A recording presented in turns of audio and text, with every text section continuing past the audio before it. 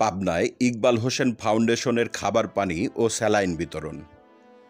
তীব্র গরমে স্বস্তি দিতে পাবনায় সাধারণ মানুষের মাঝে বোতলজাত পানি ও খাবার স্যালাইন বিতরণ করা হয়েছে।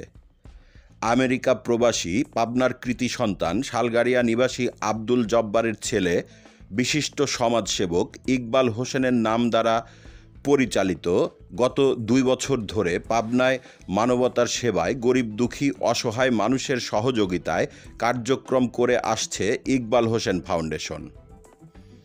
এরই ধারাবাহিকতায় আজ বৃহস্পতিবার 2 মে দুপুর 12টায় 600 পিস আধা লিটার পানির বোতল ও টেস্টি স্যালাইনের প্যাকেট এবং 2 জন শারীরিক প্রতিবন্ধীর মাঝে একটি করে হুইল চেয়ার ও নগদ 5,000 টাকা বিতরণের মাধ্যমে এ কার্যক্রম শুরু হয়।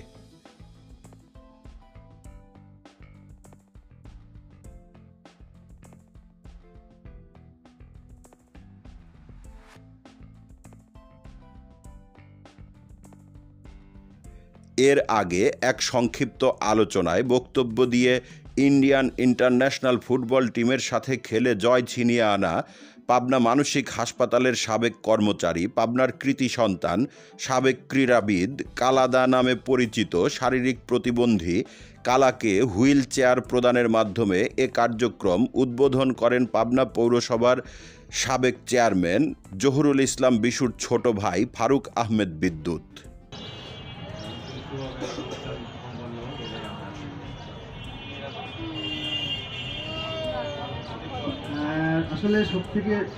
আরও বক্তব্য দেন শামসুর রহমান স্বপন, কন্টেন্ট ক্রিয়েটর মিরাজ আফ্রিদি, মারুফ হোসেন সোহান ও প্রদীপ কুমার জোয়ারদার।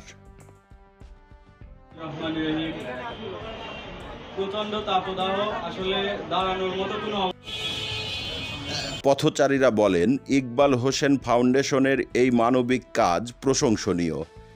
আরও অনেকে যদি তার মতো এমন উদ্যোগ নিয়ে এগিয়ে আসে তাহলে অনেক মানুষ উপকৃত হবে, গরমে একটু স্বস্তি পাবে।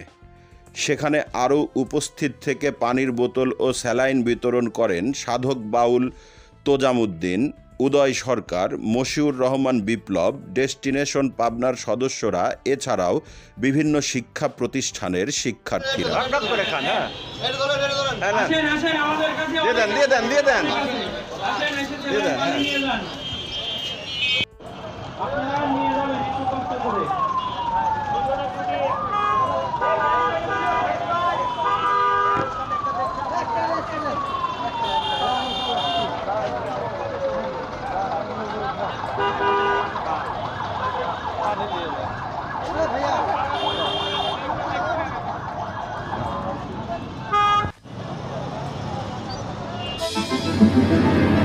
সিএনএফ টিভি, আমাদের দৃষ্টি জুড়ে বাংলাদেশ।